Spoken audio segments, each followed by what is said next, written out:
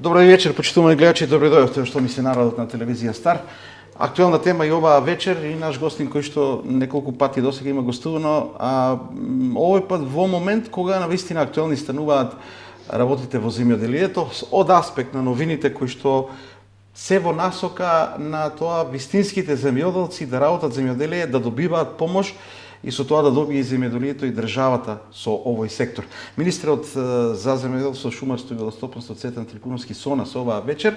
После овие денови многуте реакции на новините од законот кој што мислам дека минатата година 2025 е ставен на јавна расправа, ама денови со изјавите на министерот за тоа како се планира околу субвенционирањето, помагањето на земјоделието со цел да добиеме подобро земјоделие во државата, многу актуелни реакции. Добро вечер, министре, добро вечер на нашето студио. Да, благодарам за поканата, поздрав до вашите гледачи и оваа прилика да малку да ги појасниме сите оние нејасноти кои што можеби лебдат во воздухот изминативе неколку. Очигледно дека има и тоа претпоставувам од аспект на тоа дека сите промени обично се начекуваат со скепса.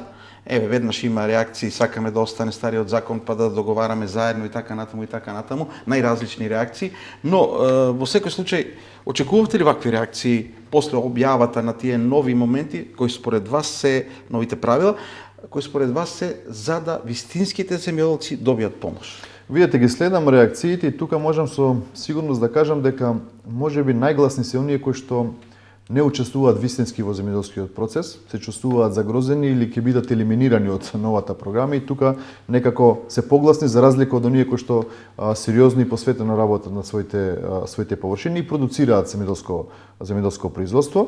Меѓутоа, знаете, со превземањето на власта се направи една анализа каде била Република Македонија, каде е сега, каде треба да стигне во наредниот период. За таа цел беше формирана една посебна работна група која што правеше анализа и направи анализа на стратешкиот период 21-27 година.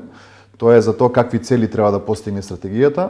Верувајте, она анализа која што беше направена од работната група нормално во соработка и со Светска банка, морам да потенцирам тука во целата активност, потоците беа навистина загрижувачки и затоа се одлучивме да воведеме некои новини кои што ќе значат парите кои што ги дава државата да завршат постојана, користам таа вистински земјоделци, меѓутоа да појаснам секој земјоделец кој што сериозно е и посветено работи, продуцира одреден земјоделски производ, го нарекувам вистински земјоделец. Сите оние кои што сакаат да импровизираат или едноставно да го заобиколуваат процесот, се сите останати оние ловци на субвенции и така натака и така натака. Затоа со овие новини кои што во оваа програма ги воведуваме, ставаме некако ред во целиот сектор, затоа што ако од 2007 до денеска, до минатата година, се поделили некаде над 1.800 милиони евра пари во вид на субвенции, а денеска ситуациите се безмалку слични или исти на тие од пред 10-15 години, значи неминувано дека треба да промениме нешто. Промената е во неколку работи, се надевам дека ќе малку подолго ќе ги објасниме во текот на емисијата, е условување со тип на производство, контролите кои што треба да бидат направени на терен, подкревање на површините заради сериозност во пристапот на производство на храна, независно дали е растително, полиделско и така натака. Така да овој процес кој што го воведовме со оваа програма, нормално комуницирани со земјоделски здруженија, имавме неколку состаноци, прибиравме предлози од самите нив, да видиме како се тие вклопуваат и дали се вклопуваат согласно анализите кои што ги правиме и бројките како министерство и одлучивме да имаме една ваква програма која што пред се е развојна. Вториот столб е се елиминираат непотребни или злоупотреби на државни пари во однос на субвенции и третиот момент е каде што се дава во наредниот период еден транзиционен период каде што секој еден од помалите, поготоа земјоделци, треба да одлучи да инвестира во својот капацитет да стане нешто посериозно, нормално со поддршка од државата, или ќе одлучи, има можеби такви земјоделци кои што ќе одлучат на постоечките мали капацитети, бидејќи тоа претпоставам ќе биде доволно за нивното семејство, а не да учествуваат на пазарот на земјоделски производи. Така да овие реакции кои што сега ги слушам, па и од некои земјоделски здруженија кои што на жалост имаат помала бројност, морам да кажам така, без никого да навредам, иако во комуникацијата и презентацијата немаше елиминација, беа сите поканите во министерството, на кое што нели правевме презентација, дискутиравме и така натака. Така да сметам дека овие реакции се повеќе кај оние кои што ќе се чувствуваат загрозени, отколку оние кои што навистина да речеме, ќе бидат подкрепени со финансиска поддршка од државата и да бидам крајно искрен, јас добивам и телефонски повици и поддршки преку социјалните мрежи и од оние кои што на вистина го поздравуваат ваквиот начин, бидејќи мораме да разбереме дека од колачот нарече субвенции кои што го даваме према земјоделците, ако имаме нелојална конкуренција или некој кој што го јаде дел од тие средства на оние на сметка на вистинските, верувајте дека е за поздрување таквата реформа, затоа што овие пари кои што ќе ги заштедиме, нормално пак ќе ги дадеме во делот на земјоделството, меѓутоа нема да дозволиме да се одлеат надвор од процедурата. Ако имавме и досега се обидувала државата, значи на одреден начин да врши контрола, да се труди да одат средства така и вистинските земјоделци имало контрола. Која е разликата и што е на суштинското? Споменавте, значи контрола, споменавте зголемување на површината за која што може да се добијат субвенции. Кои се клучните моменти и промени? Видете, во делот на контролата, согласно процедурите кои што постојат, многу мал процент можеме согласно капацитетите и нормално тоа е и светска практика, не само кај нас. Практично е невозможно над 60.000 апликации да ги проверите физички секој еден кој што аплицира. Затоа се прави комбинација од активности кои што ќе резултираат со доказ дека некој произведува одреден земјоделски производ. Во делот на теренските контроли, да, ќе продолжат и оваа година.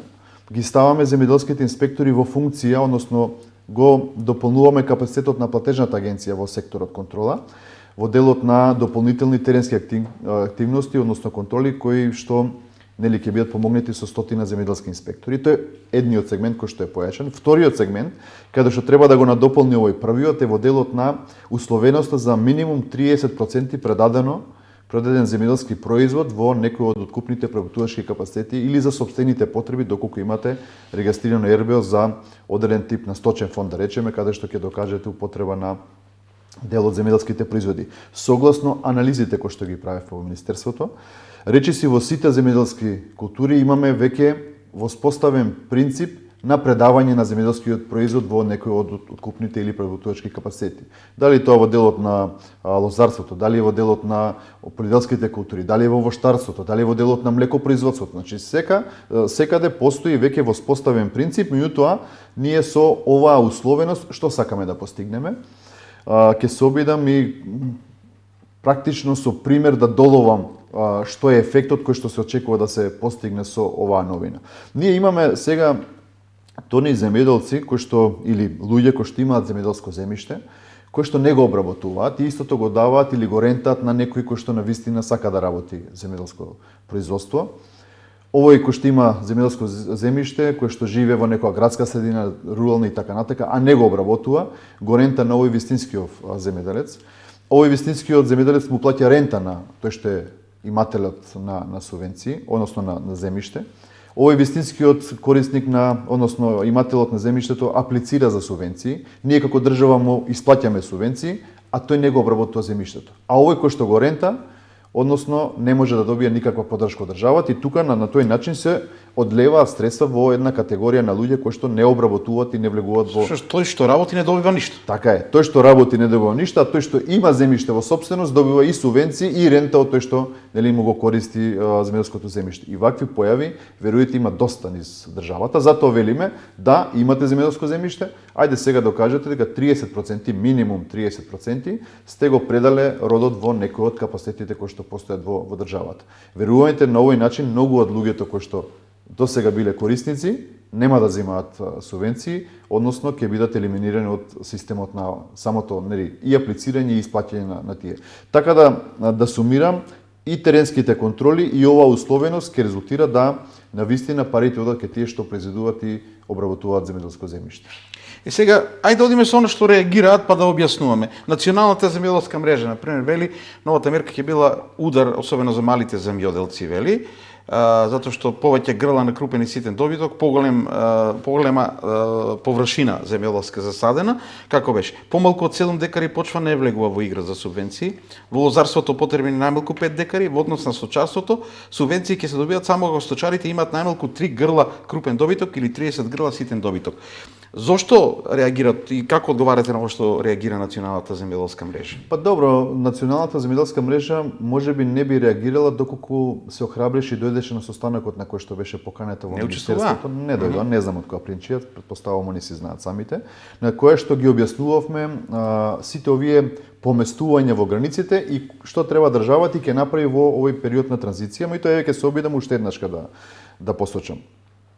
Сите оние кои што имаат помалку од 0,5 хектари лозови овошни насади, согласно постоечката. Сега е 0,2 ако не се лажам. 0,2 подкрената на 0,5, во делот на полиделските од 0,5 подкрената на 0,7, збирно за повеќе површини доколку имате. Ние во новаа програма велиме дека во наредните 2 години, односно 26 и 27, ќе продолжиме да ги финансираме сите овие кои што се под граница 0,5 и 0,7, значи со постоечките капацитети, ќе ги финансираме, меѓутоа во 28 треба да знаат дека во овие 2 години наредната програма 28 која што ќе стапи на сила, ќе бидат овие услови кои што денеска постојат. Тоа значи дека ако еден сега фармер има 2 крави, а условот нов е 3, овој фармер со 2 крави, 26 и 27 ќе добива субвенции за тие 2 крави, ама во 28 треба да одлучи или ќе го прошири своето стадо на минимум 3, или ќе остане на постоечките 2 свесно за потребите на сопствениот капацитет. Ако еден лозар во моментов има 0,4 хектари или 4 декари или 4000 метри квадратни лозов насад, а условот е 5000 метри квадратни, односно 5 декари за да учествува, во наредните 2 години и тој со 4 декари кој што ги има постоечки, ќе зима субвенции 26, 27, а веќе од 28 ќе треба да се припреми да го зголеми својот капацитет. Ме разбирате, значи ние има ги задржуваме 2 години да се прилагодат. Доколку сака да е. добиваат субвенции, треба да ги исполнат тие услови во овие 2 години што се пред нас. Апсолутно. Значи сега тој што ќе аплицира во 26-та и под овие граници кои што сме ги ставиле како такви, ќе добија субвенции. Ќе има период на прилагодување, трансформација и така натака во наредните 2 години и ќе добијат субвенции. И тука не знам зошто сега да се подкрива некаква лажна загриженост и така натака дека некој ќе остане без субвенција. Ние сме го размислиле овој момент и ферски е да им дадеме период на трансформација, односно окрупнување. Дали државата ќе помогне во делот на останати субвенции кои што ќе им полесни во делот на зголемување на капацитетите, да ќе им помогне. Еве на пример кај лозарите или во делот на овоштарството, државата ќе кофинансира набавка на саден материјал кој што би го набавиле за проширување на сопствените капацитети.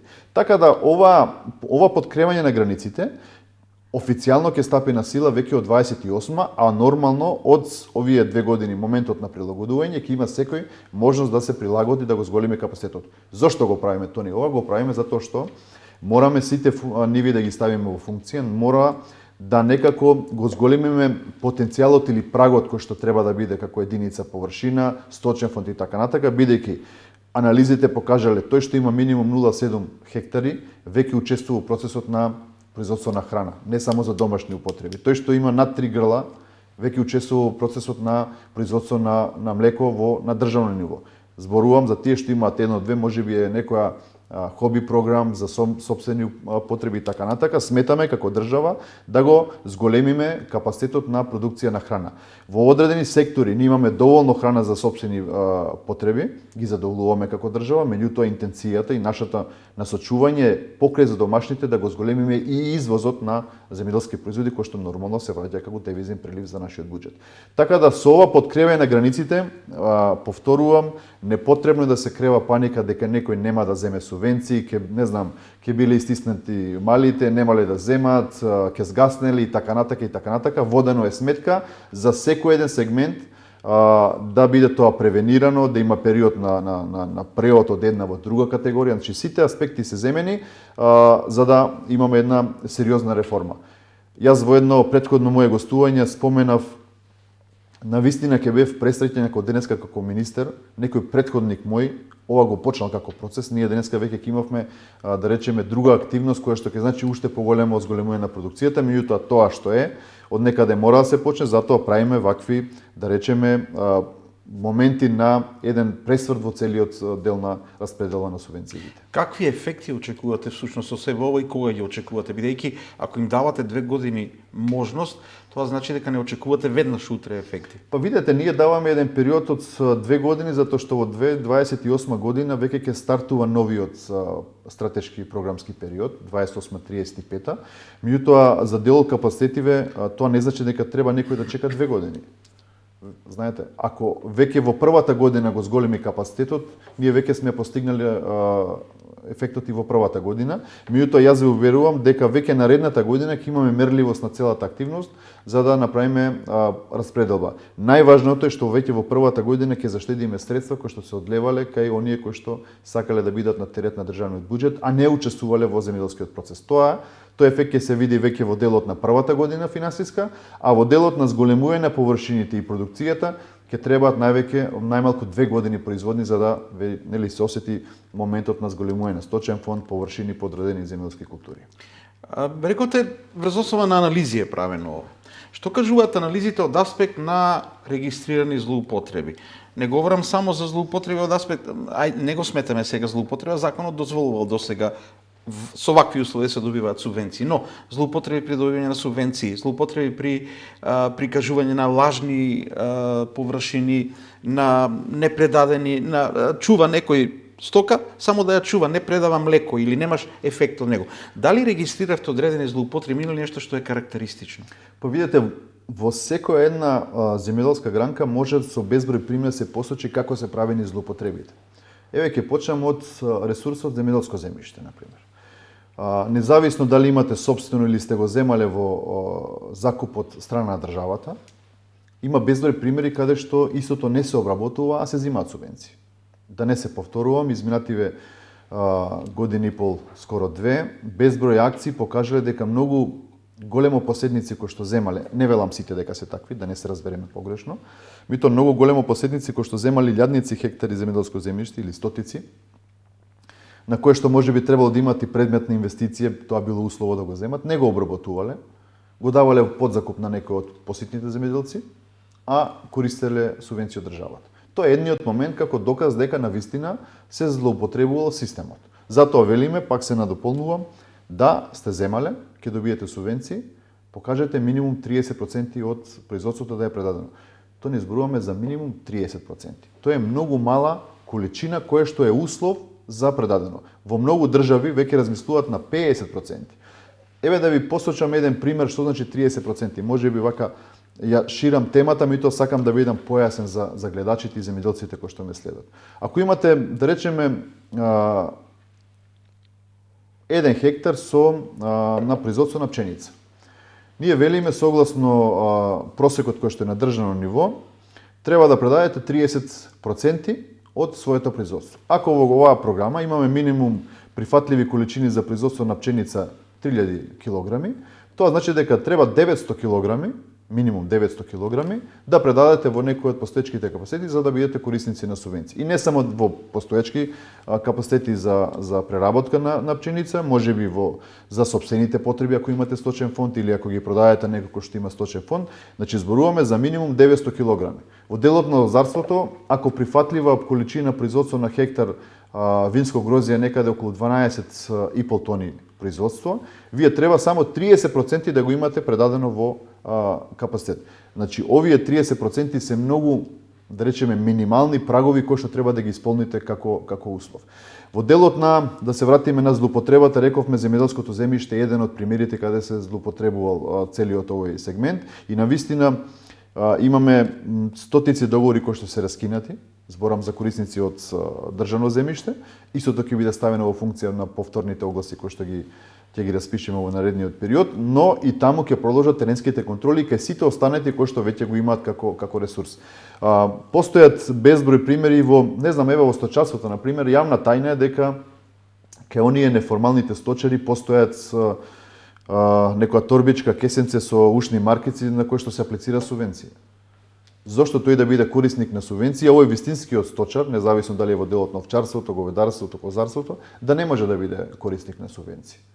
Ме разбирате, значи таму со капацитетите на земјоделскиот инспекторат ќе се прават дополнителни контроли во делот на пребројување на сточниот фонд, се со цел да заштитиме од овие средства кои што ги даваме како држава. Нешто што споменавте исто така интересно, контролите секогаш ќе бидат интересни, начинот да се најдат вистинските земјоделци, но споменавте на почеток и типот на култури, типот на производство кој што ќе го имаме. Тоа е нешто што очигледно во држава со оглед на климатските промени, со оглед на се што ни се случува е многу важно. Што во таа насока планира Министерството? Па видете, во делот на програмата за директна поддршка, класично кажано субвенциите, во делот на прифатливите култури кои што беа ставени за поддршка, имаше култури кои што навистина или воопшто не ги произведуваме, или се минимални количини кои што се на еднакви на нула, да речеме. Ние како држава сме ставале имало во програмата претходни години, не знам, поддршка на производство на аспарагус. Јас таков земјоделец кој што произведува аспарагус во Македонија не познавам. Меѓутоа имало некои други култури кои што биле испуштени можеби, затоа велиме во делот на елиминирање таквите минимални или неприфатливи култури кои што ги немаме како земја, како традиција на производство, се елиминирани од програмата.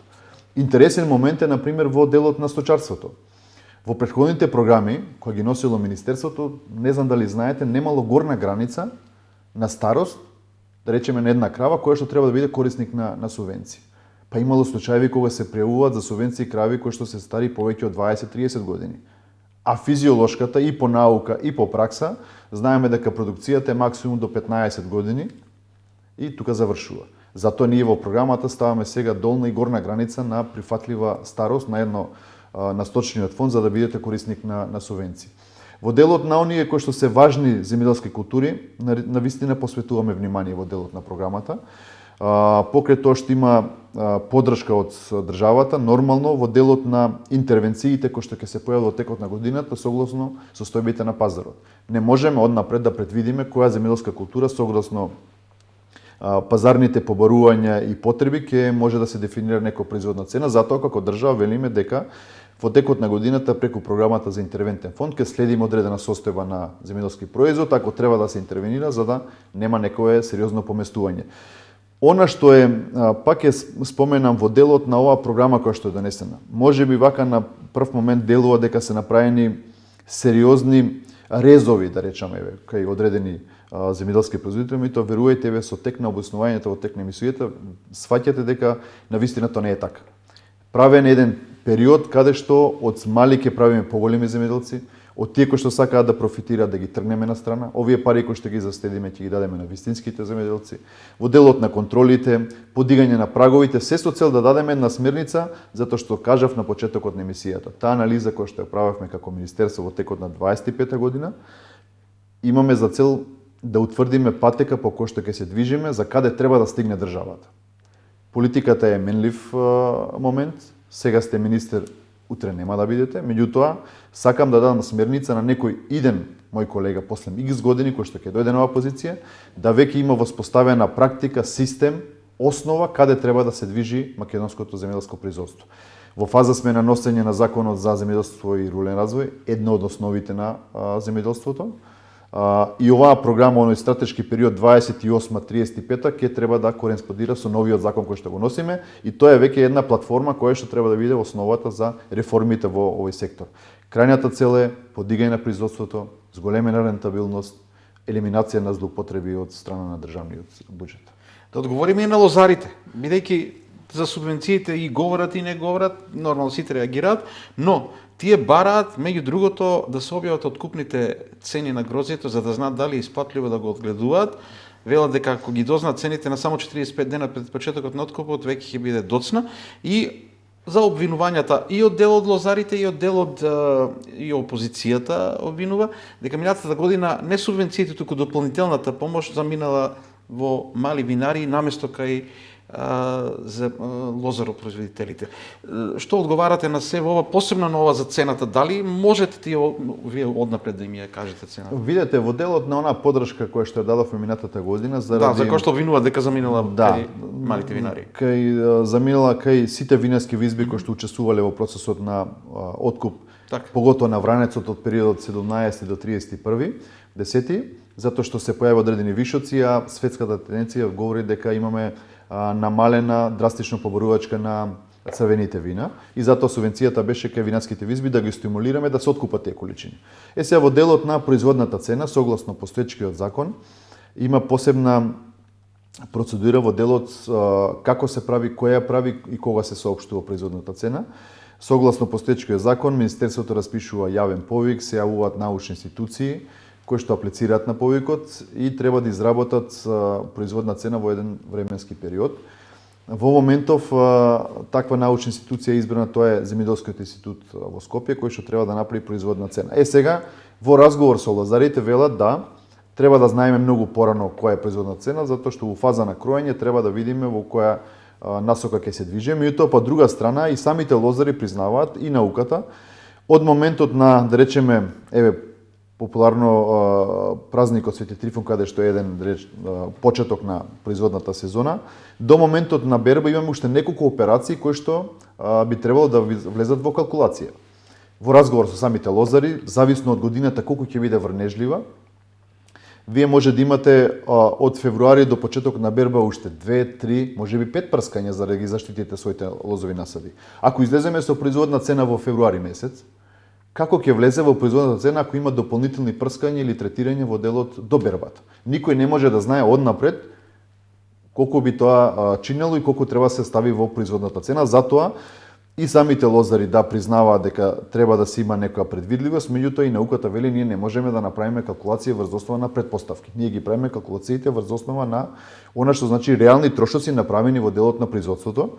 Меѓутоа не сме се откажале од целата од заложба на лозарите да се направи корекција во овој дел. Во делот на законот ние веќе разговараме за одредени други измени и меѓу другите измени ова ќе биде тема на дискусија да се одлучи дали навистина ќе бидат скратени роковите во делот на утврдување на производна цена за двете незастапени вински сорти грозје, која ќе имаме финален заклучок од групата која што работи, во која што учествуваат и лозарите, и науката, и Министерството како една носечка институција во делот на промената, се верувам дека ќе излеземе со конкретен предлог. Да скратам, многу е рано да кажеме дека можеме уште во февруар месец да носиме производна цена, затоа што имаме дополнителни активности до делот на бербата, меѓутоа не се откажуваме на заедничка маса да утврдиме една прифатлива средина за двете страни кои што учествуваат во процесот. И во истокот најмногу во овој момент сте на истокот и бевте и кај оризопроизводителите, и тие често пати реагираат, што овие нови мерки и законските одредби и во поглед на субвенциите и во поглед на производството на ориз предвидуваат, бидејќи имаме последните 10-15 години периоди кога се намалува производството, се зголемува интересот. Какви мерки предвидувате за да се задржи тој дел кочани, кочанското поле е карактеристично, а дали ќе згасне, дали ќе имаме таму уште ориз? Видете, во делот на оризопроизводството имаме една специфична ситуација затоа што таму е дополнително потребно се направи една стратегија само за оваа култура. Минатата година во делот на поместувањето на сеидбата, заради нискиот водостој на акумулацијата и така натака, проблеми во делот на системот за снабдување со вода, во одреден дел доснеше и самата сеидба, тоа значеше дека имаме и подосна жетва.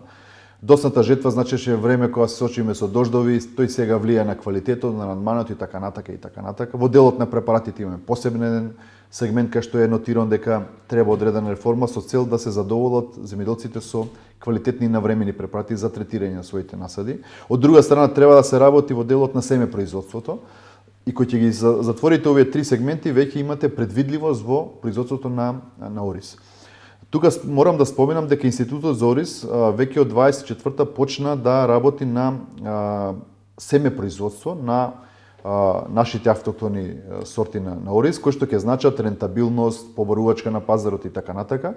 Веќе мислам дека од идната година ќе имаме првичните количини кои што ќе бидат достапни за нашите оризопроизводители за да произведуваме сорти кои што се барани. Во делот на управувањето со водните ресурси, веќе од оваа година ќе има еден посебен пристап во делот на навремено пуштање на водата, во разговор со земјоделците и со информирање, затоа што минатата година, да бидеме искрени, бевме и толерантни, бидејќи дел од земјоделците не беа спремни со површините, па поместуваме неколку дена за да удоволиме на сите. Меѓутоа оваа година навремено ќе се информираат кога ќе биде пуштена водата, затоа што навистина тоа многу влие во делот на производството на ориз. Меѓутоа ние како министерство спремаме еден документ кој што ќе се нарекува стратегија во делот на оризопроизводството, бидејќи ни е важно како држава да го одржиме заради регионот, заради квалитетот на овој бренд. Знаете, го уведовме како стратешка култура прва година со сите проблеми кои што се соочивме да го обезбедиме за потребите на, да речеме, државата. И еден сегмент кој што исто така треба да се дореди е тоа во делот кој, како и на кој начин треба да врши откуп на оризовата арпа. Изминативе месеци воочени се многу неправилности каде од компаниите, најголем дел од нив се санкционирани согласно постоечките законски прописи, меѓутоа и тука треба да има доуредување на процесот за да нема манипулација од страна на компаниите. Не велам и таму дека се сите исти, меѓутоа имаме сериозни отстапувања на кои што како држава сериозно реагираме. Затоа велиме ќе има редефинирање на процесот кој може, под кои услови, со каква опрема треба да се откупува, затоа што на тој начин ќе елиминираме злоупотреби и недовербата кај земјоделците кои што во моментов можам да кажеме оправдана, резултира да имаме пореметување во делот на пласманот на овој ризова нова земјоделска култура. Така да во наредниот период посебно ќе има енергија од страна на министерството и на владата во делот на утврдување на принципите на работа во делот на оризопроизводството, затоа што нема да дозволиме да има манипулација во секторот, да ни опања продукцијата, да има незадоволство кај земјоделците кои што знаат многу професионално и многу посветено да произведуваат оваа земјоделска култура. Го споменавте Институтот за ориз, тој во минатите времења бил навистина институција која што многу придонесувала. Се забележува дека веќе и однадвор кога ќе го погледне човек не е тоа што бил во минатото. Дали државата размислува за малку повеќе вложувања таму и од аспект на условите во кои што се работи, од аспект на стручњаци кои што ќе влезат, бидејќи очигледно дека тоа е моментот кој што многу ќе значи. Видете, земјоделските институти кои што постојат се во рамките на Министерството за образование и наука. Меѓутоа, јас како министерство, бидејќи најголем дел или дел од институтите се од областа на земјоделството, и логички најмногу интерес треба да има. И интерес и соработка и резултати кои што треба да произлезат, се да речеме блиски до моето министерство. Минатата година за неколку институти во државата дадовме сериозна поддршка во делот на набавка на опрема која што ќе допринесе во делот на нивната работа. Земјоделскиот институт, Институтот за сточарство, се извинувам, Институтот за тутунот од Прилеп, Факултетот за земјоделски науки и храна, да не ги редам, добија со поддршка која што ќе значи опремување со опрема. На делот со Институтот за ориз имаме површина земјоделска која што е дадена за производство на семенски материјал и така натака, истражување, генетика. Во разговор со директорот на институтот, сега таму имаме нова една структура на нов директор, меѓутоа континуитетот продолжува. Треба да се работи во делот на оризопроизводството, пошто тој институт има посебна гранка, тоа е Институтот за ориз, каде што треба да работи во делот на иновациите, зачувување, генетиката, производството и тие површини практично за тоа треба да се користат. Жалам што изминатите години немало, да речеме, некоја посериозна активност, денеска ќе бевме на некоја позитивна нула, меѓутоа ако една работа се почне, ќе се заврши. Така да веќе мислам дека, како што споменав, од идната година ќе имаме семенски материјал на ориз кој што ќе биде од домашно производство за употреба на нашите ниви. Нема веќе да има увозно или па да се користи делот ланската оризова арпа како семенски материјал кој што нормално има и намалена продукција во делот на својата родност. Ако се погледне само чисто преку бројки, овде ќе има сериозна, верувам, на политичко ниво дебата. Ако се погледне дека нели субвенциите за 2026 се 98 милиони денари, ако не евра се извинувам, лани биле 102 милиони, 4 милиони разлика. Некој ќе рече се намалува. Дали има суштинско намалување и дали ова значи нешто од аспект на, верувам, политичко обвинување ќе биде, обично така видува. Па добро, сега видете, опозицијата во моментов во ситуација на безидејност, внатрешни проблеми во партијата, превласт кој да преземе и да биде по-симпатичен на лидерот, се обидуваат да изнесуваат невистини во јавноста. Јас и претходно комуницирав, веќе повторам, никогаш немало 140 милиони евра субвенции во делот на програмите кои биле носени. Да, 2025 година, односно 24-та поточно, со промената на власти и со тој ребаланс кој што го направивме, плюс декемвринското пренамена на средства, стигнаме до програма од 137 милиони евра. Меѓутоа, во моментот кога е носена програмата, никогаш не била 140 милиони евра, како што сега обвинува опозицијата, и дека се скратени 40 милиони евра. Сегашниот лидер на опозицијата, како министер во владата предводена од СДСМ, на истата маса на која што седел, носел програма од околу 100 милиони евра на годишно ниво. Сега истиот обвинува дека се скратени 40 и е намалена на 100, што апсолутно не е точно. Меѓутоа, во текот на годината, знаете дека во делот на ребалансот обично се дообезбедуваат средства, бидејќи најголем дел од апликациите не може да предвидите колку пари ќе ви требаат, па секогаш се дообезбедуваат средства за да се зголеми таа сума. И тоа во моментот на носење во јануар месец, кога е законскиот рок, никогаш немало програма 140, па сега да е намалена на 98, односно 100 милиони евра, што апсолутно паѓа во вода лагата кој што сакаат да пласираат. Меѓутоа, ние како владина гарнитура, заедно со премиерот, министерството, сме покажале дека изминативе речиси 2 години навистина инвестираме во делот на земјоделското производство и во делот на исплатата на субвенциите. Ние денес като не можеме да застанеме на здрави нози од обврските кои што ги имаме наследено од претходната власт. Затоа што, пак ја споменам, се одлевале парите во некои други приоритети и така натака, но не и во земјоделскиот сектор.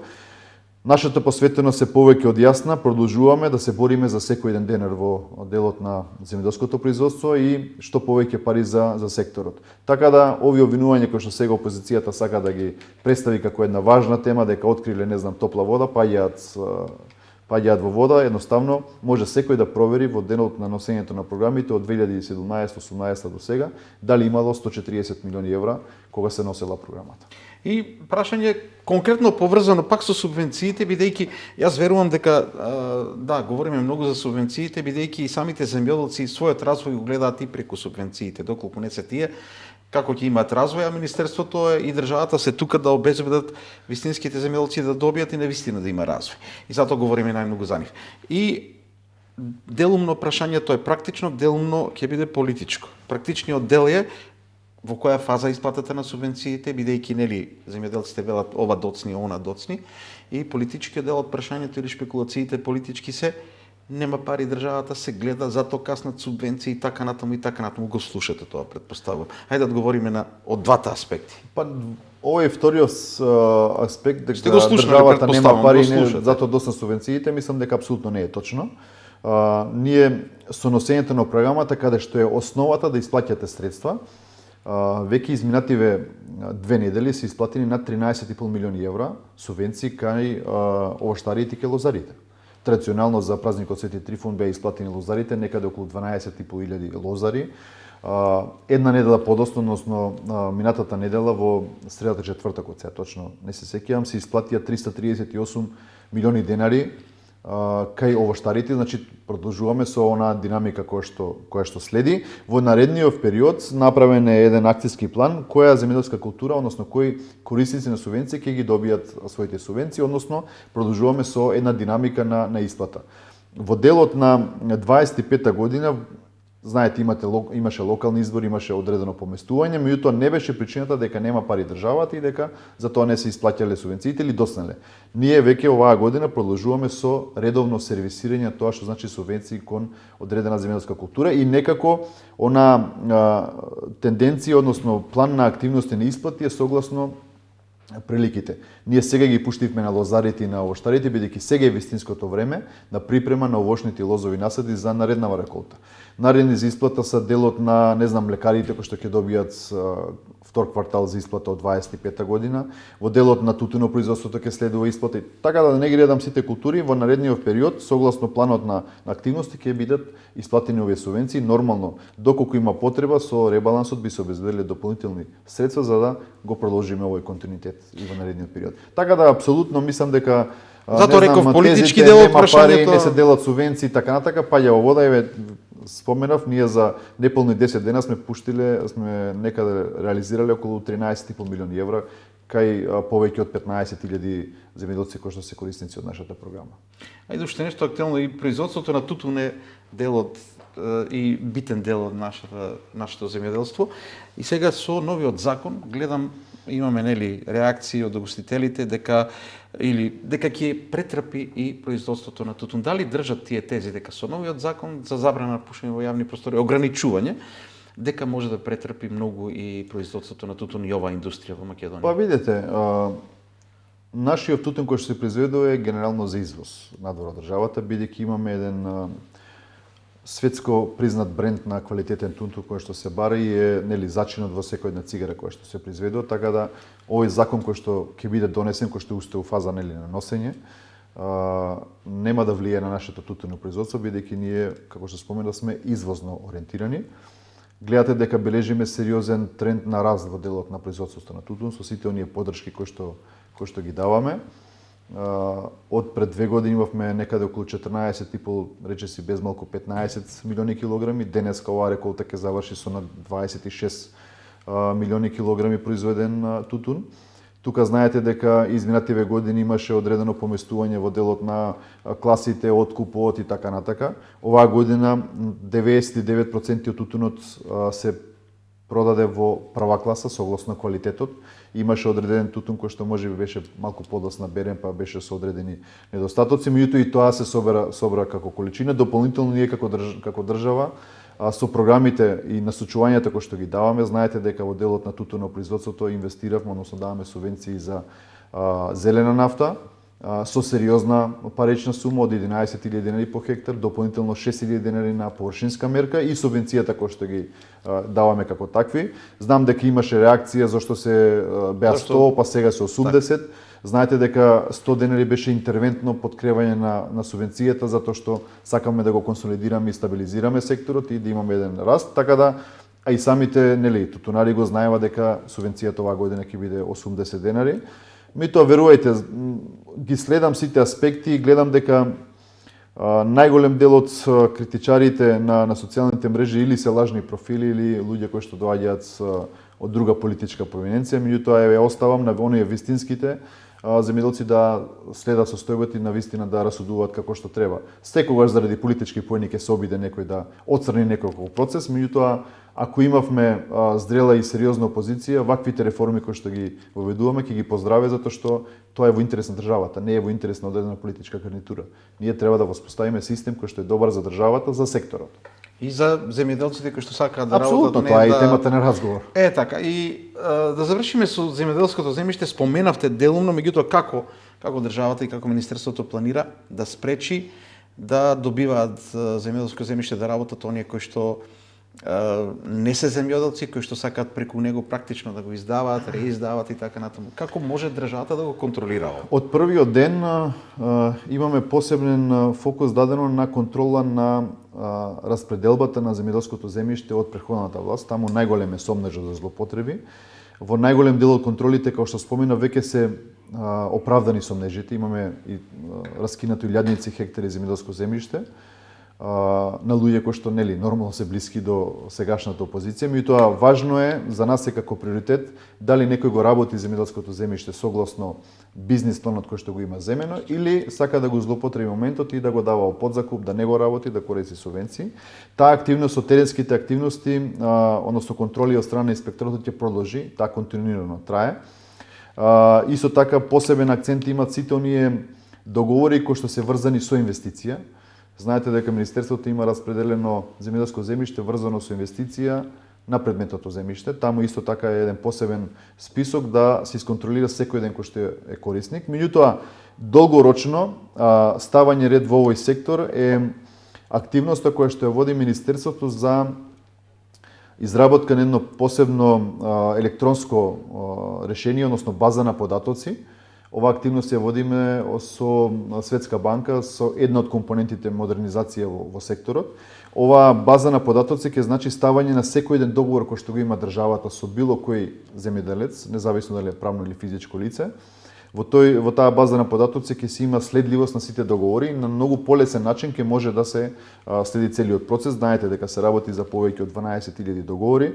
Имаше едно нестрекно уништување на базата на податоци од претходната власт на базата на податоци во Министерството, па најголем дел од договорите не беа зачувани, па сега тоа рачно се внесува и на тој начин ќе имаме следливост во целиот сектор, а нормално и во новите огласи кои што ги даваме како Министерство, се следи работата во делот на реализацијата на бизнис план, па и новата програма која што ја воведуваме со овие 30% условеност ќе ни помогне во делот дали некој навистина го работи земјиштето кое што го има земено или едноставно сака да го има присвоено и да го дава евентуално во подзакуп. Со оглед на реакциите, со оглед на неизвестноста кај некои од земјоделците кои што се плашат дека сега заради овие промени ќе дојде во прашање земањето на субвенции, иако кажавте дека 2 години ќе имаат период на прилагодување, дали планирате и покрај тоа што сте се консултирале, пак да имате средби со оние кои што ќе побараат, да речеме, некои организации на фармери, национална мрежа и слично? Доколку побара некој, дали и натаму ќе се обидувате да објаснувате, да разговарате? Никогаш вратите на Министерството не биле затворени, а не знам во минатото дека биле поотворени од колку што се сега. Секојдневно, односно нема недела да не заврши со средба со најмалку неколку здруженија кои што постојат во државата или секој кој што ќе пројави интерес да не биде примен. Ова нека биде уште еден повик, апел, секој кој што има дополнителни прашања, први да се обрати во Министерството без да се лиферуваат одредени информации во јавноста. Нашето Министерство постои за оваа категорија која што ја застапуваме и не само јас како министер, него и органите во состав и целата администрација која што постои. Така да, верувајте и во носење на програмите, оваа програма сега ќе има одредени измени технички кои што се направени како, да речеме, недоречености во самата програма, меѓутоа, велам, отворени сме како Министерство тука да разговараме за секој добронамерен предлог и секоја анализа која што е издржана.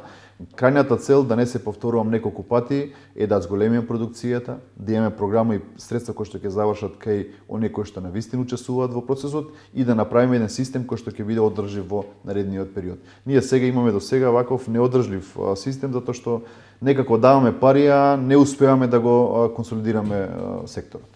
Ви благодарам за разговорот, министре, и се разбира, во следна прилика пак ќе бидеме заедно, бидејќи, како што рековте, и жива материја се во земјоделието, може би остана некои непокриени теми, но во некоја наредна прилика, бидејќи ова е најактуелно, најважно од се и да потсетиме уште еднаш на крајот, вашата цел не е да ги оштетите земјоделците, туку да се обидете оние кои што навистина сакаат да работат, да нема злоупотреби кои што рековте сте ги регистрирале до сега. Така е, јас ги охрабрувам земјоделците да продолжат да го обработуваат земјоделското земјиште, да учествуваат во процесот како и до сега.